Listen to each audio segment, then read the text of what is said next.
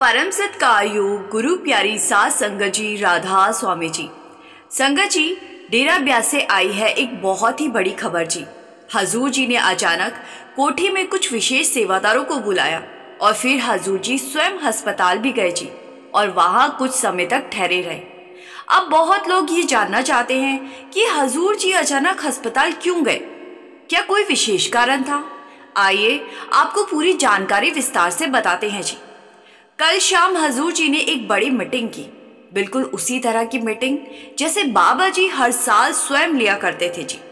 अब वही परंपरा हजूर जी आगे बढ़ा रहे हैं। ये मीटिंग बहुत ही महत्वपूर्ण थी और इसमें कई सेवादारों को बुलाया गया था।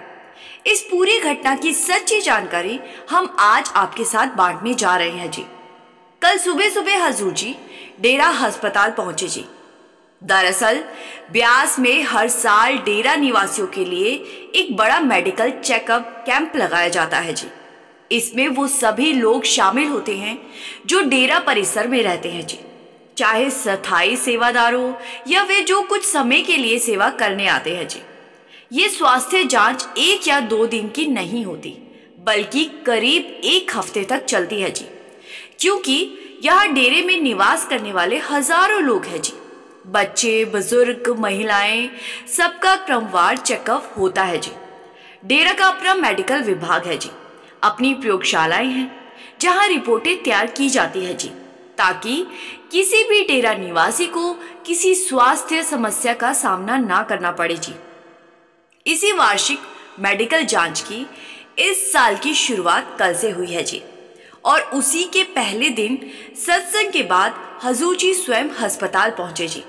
वहां पहुंचकर उन्होंने अस्पताल के सारे इंतजामों का निरीक्षण किया जी।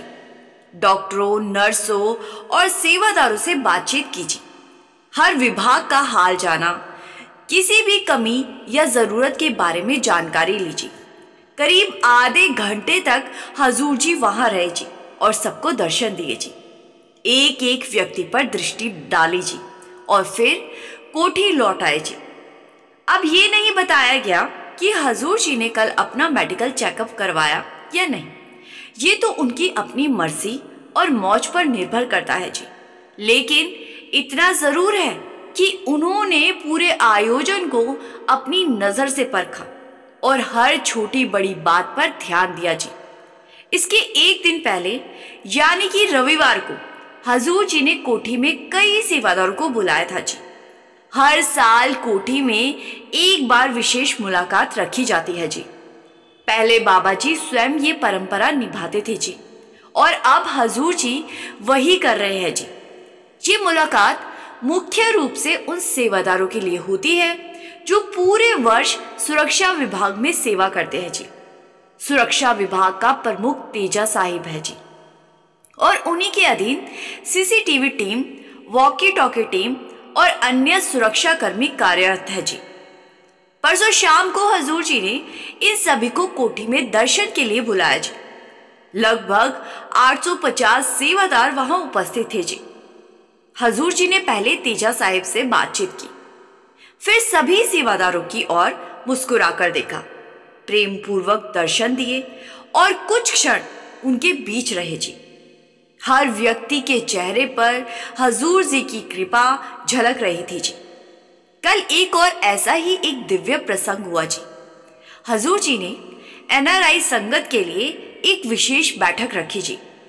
आपको याद होगा, पहले बाबा जी ही हर साल ये मीटिंग लेते थे जिसमें विदेशों से आए हुए सत्संगी भाई बहन प्रश्नोत्तर के रूप में अपनी जिज्ञासाएं रखते थे। अब वही परंपरा हजूर जी आगे बढ़ा रहे हैं जी। ये एनआरआई सत्र लगभग 1.5 घंटे तक चलता है जी, जहां हजूर जी पूरी प्रेम भरी सहजता के साथ उनके प्रश्नों के उत्तर देते हैं जी। भजन सिमरन से लेकर रोजमर्रा की उलझनों तक हर विषय पर वे खुले दिल से बातें करते हैं जी। कभी कभी बीच बीच में हल्की मुस्कान और हास्य भी वातावरण को और मधुर बना देता है जी। एनआरआई मीटिंग का ये सिलसिला हर वर्ष कुछ महीनों तक चलता है जी, क्योंकि सर्दियों के दिनों में विदेशों जैसे अमेरिका, कनाडा आदि में अत्यधिक ठंड होती है जी। इसीलिए बहुत से एनआरआई इन दिनों भारत आकर ब्यास में सत्संग सुनते हैं जी। वे यहाँ कुछ सप्ताह या 1-1.5 महीने के लिए रुकते हैं जी और फिर अपने देशों को लौट जाते हैं जी। मार्च के महीने में उनकी अंतिम मीटिंग होती है जी और उसके बाद अधिकांश एनआरआई वापस लौट जाते हैं जी। कल शाम भी ऐसी ही एक मीटिंग हुई जी। कल और आज दोनों ही दिनों हजूर जी ने पूरा समय सत्संग में बिताया जी। सुबह 9:30 बजे से लेकर अंत तक वे उपस्थित रहे जी। कल भी 1.5 घंटे तक एनआरआई मीटिंग चली जी और आज भी सत्संग में उनकी उपस्थिति ने संगत का हृदय भर दिया जी। ये सचमुच दया का संकेत है जी कि स्वयं सतगुरु इतनी सहजता से दर्शन और वचन दे रहे हैं जी।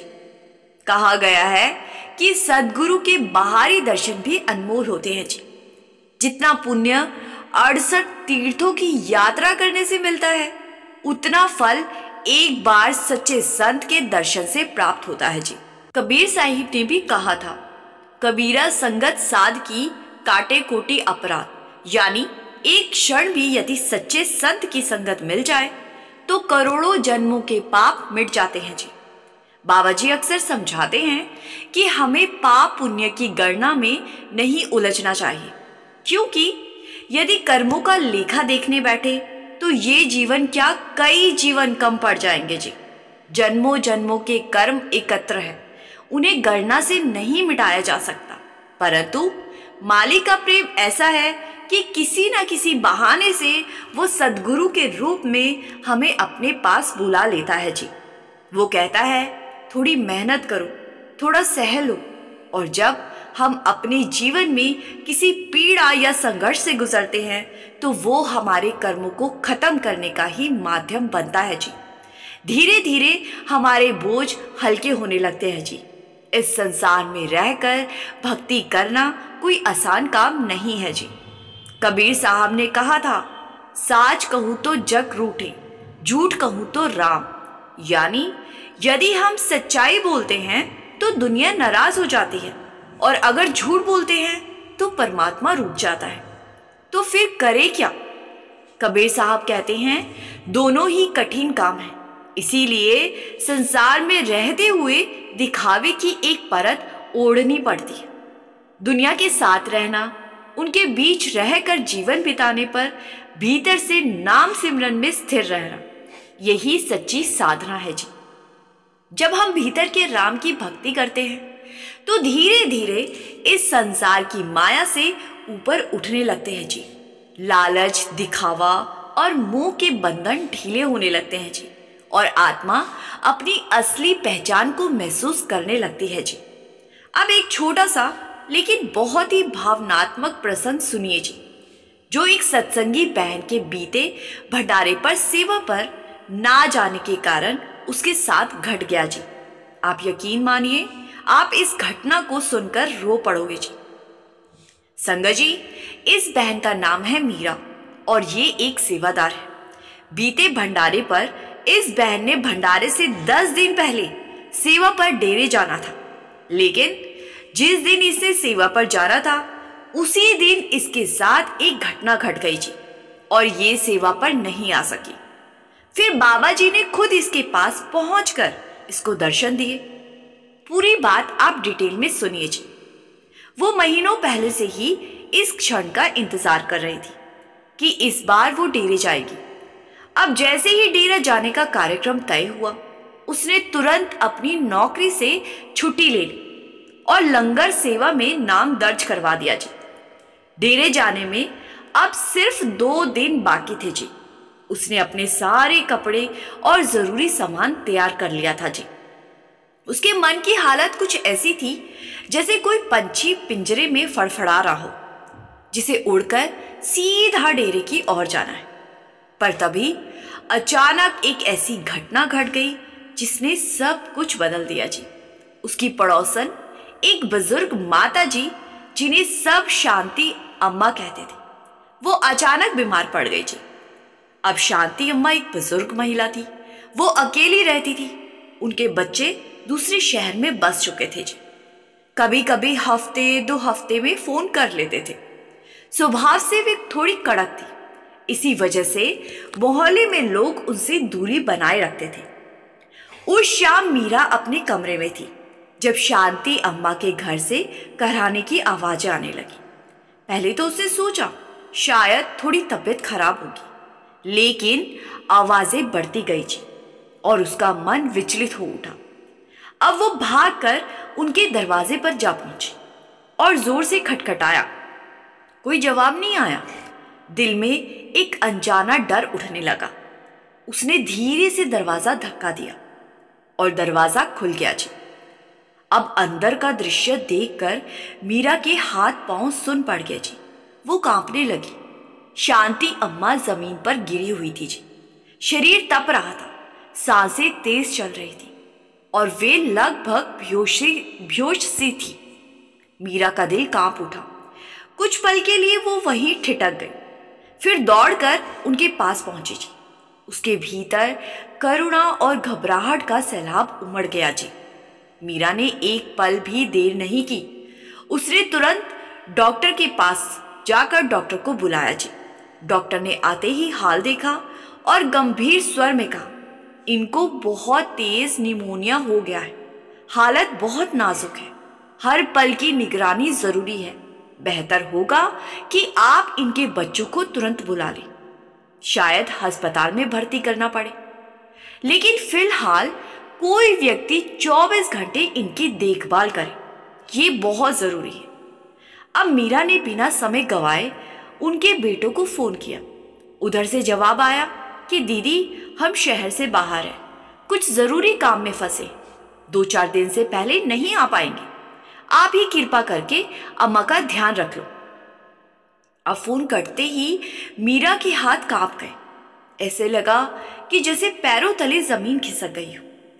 एक और उसका बरसों का अरमान था कि अपने सदगुरु के घर जाना, सेवा में लगना, संगत के बीच रहकर लंगर बनाना, और दूसरी ओर ये असहाय बीमार बुजुर्ग महिला जिसे इस वक्त शायद उसकी सबसे ज्यादा जरूरत थी जी।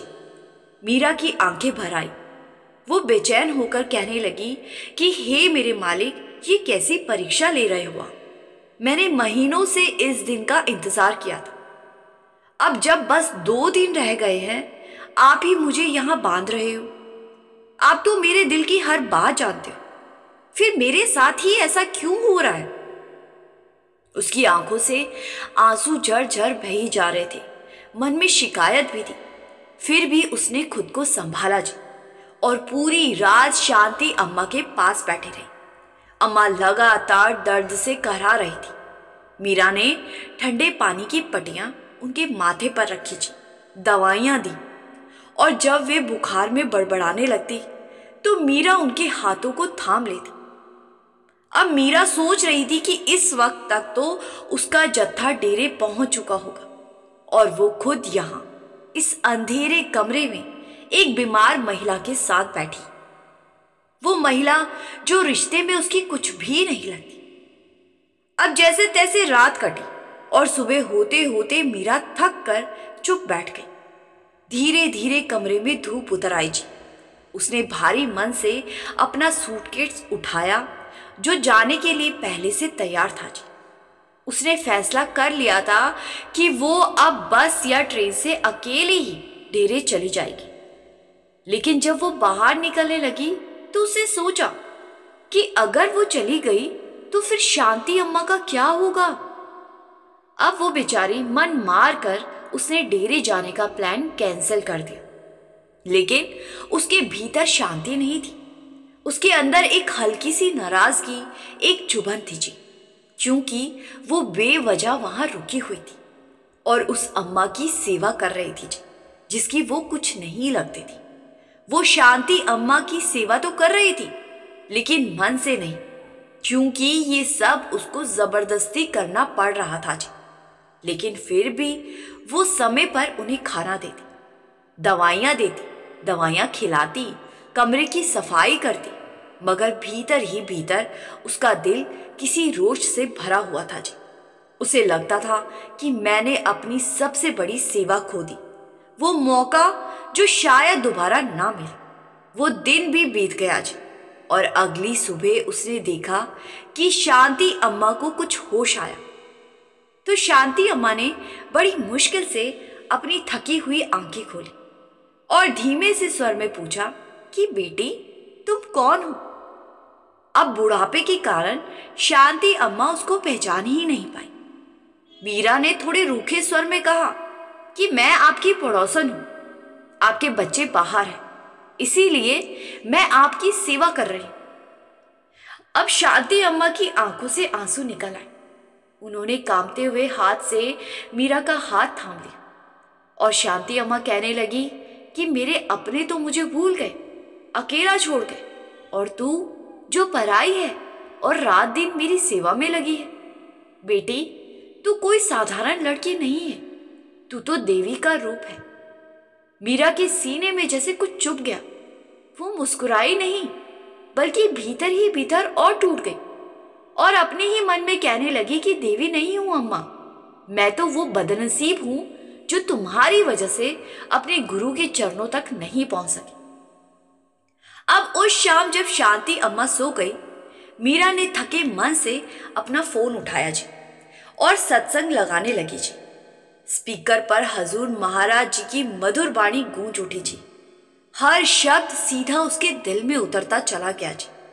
हजूर जी कह रहे थे कि तुम मुझे डेरे में, तस्वीरों में या सिर्फ सत्संग घर में खोजते हो, पर मैं तो हर उस जीव के भीतर विराजमान हूं जो दुखी है, जो जरूरतमंद है। भूखे को भोजन कराना ही मेरा लंगर है, किसी रोते हुए को मुस्कुराना सिखाना ही मेरा सत्संग है, और किसी पीड़ित की पीड़ा को कम करना ही मेरी सच्ची सेवा है। तुम सेवा के लिए मीलों का सफर करते हो, पर सेवा तो तुम्हारे दरवाजे पर खड़ी होती है, बस तुम ही उसे पहचान नहीं पाते। अब ये सुनकर मीरा के हाथ कांपने लगे जी। उसकी आंखें भर आई। उसने फोन को नीचे रखा और अम्मा की ओर देखा, जो अब गहरी नींद में सो रही थी जी। हजूर जी के शब्द सीधे मीरा के दिल में उतर गए जी। सत्संग के हर वाक्य और शांति अम्मा की असहाय झुर्रियों से भरी सूरत एक साथ उसकी आंखों के सामने घूमने लगी जी। उसे लगा जैसे बाबा जी स्वयं उसी से बात कर रहे हो। हर शब्द जैसे उसके भीतर की कठोरता को पिघला रहा था जी। एक ही पल में उसका सारा आक्रोश, सारी शिकायतें और भीतर जमी कड़वाहट आंसुओं के साथ बह निकली जी, या यूं कहो कि धुल गई हो। अब उसे समझ आया कि वो जिस स्थिति को बोझ समझ रही थी, वो तो वास्तव में उसके गुरु की दी हुई दात थी, उसके गुरु की दी हुई सेवा थी, जिसे वो रुकावट मान रही थी जी। वो तो खुद सेवा का साक्षात अवसर था जी।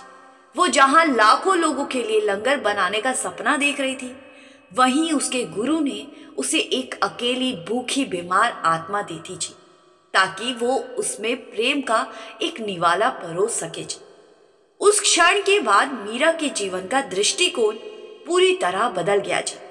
अब उसके लिए शांति अम्मा का कमरा कोई साधारण जगह नहीं रहा जी।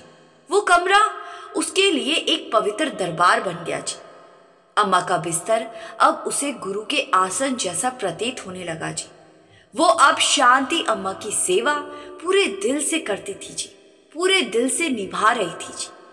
जब वो अम्मा के लिए दलिया बनाती तो उसे लगता कि ये भोजन नहीं, भोग है, जो वो अपने सद्गुरु को प्रेम से परोस रही। जब वो उनके थके पैरों को दबाती तो उसके मन में यही भावना उठती कि ये तो मेरे मालिक के चरण हैं, जिन पर मेरा सिर झुकना चाहिए। अब वो शांति अम्मा की हर कराह में राधा स्वामी का स्वर सुनती थी जी। उसे लगता जैसे उनकी हर सांस में नाम का सिमरन बस गया। धीरे धीरे ये परिवर्तन केवल मीरा में नहीं, बल्कि शांति अम्मा में भी उतरने लगा जी। उनके स्वभाव की चिड़चिड़ाहट कम होने लगी जी। उनके चेहरे पर एक शांति, एक स्थिरता झलकने लगी जी। उनकी आंखों में एक नई निर्मल चमक थी जी। जैसे किसी ने भीतर का दीप फिर से जला दिया हो जी।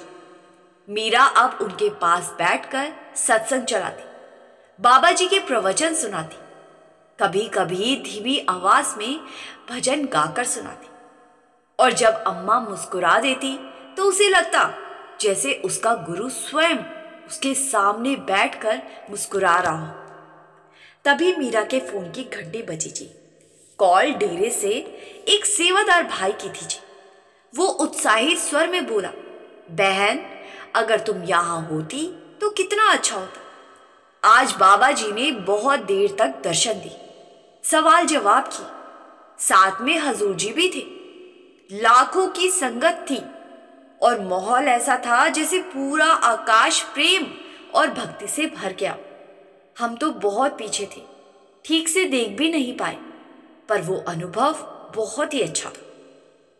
मीरा ने हल्की मुस्कान के साथ कहा कि भाई, मैं भी तो दर्शन कर रही हूं, यहां अपने घर से ही। अब भाई कुछ पल के लिए तो चुप रह गया, फिर पूछा, क्या मतलब? तो मीरा ने बड़े ही शांत दृष्टि से पास लेटी शांति अम्मा को देखा, जो गहरी नींद में सो रही थी। उसके चेहरे पर एक मधुर मुस्कान आई। उसने सेवादार भाई से धीरे से कहा, मेरे गुरु तो खुद मेरे घर आ गए हैं। मैंने उनकी सेवा भी की है, उनसे बातें भी की है और उनके दर्शन भी पाए। इससे बड़ा सत्संग और कौन सा होगा मेरे लिए। उस रात वातावरण बड़ा पवित्र था जी। शांति अम्मा गहरी नींद में थी और मीरा उनके पास बैठी थी जी। धीरे धीरे भजन गा रही थी।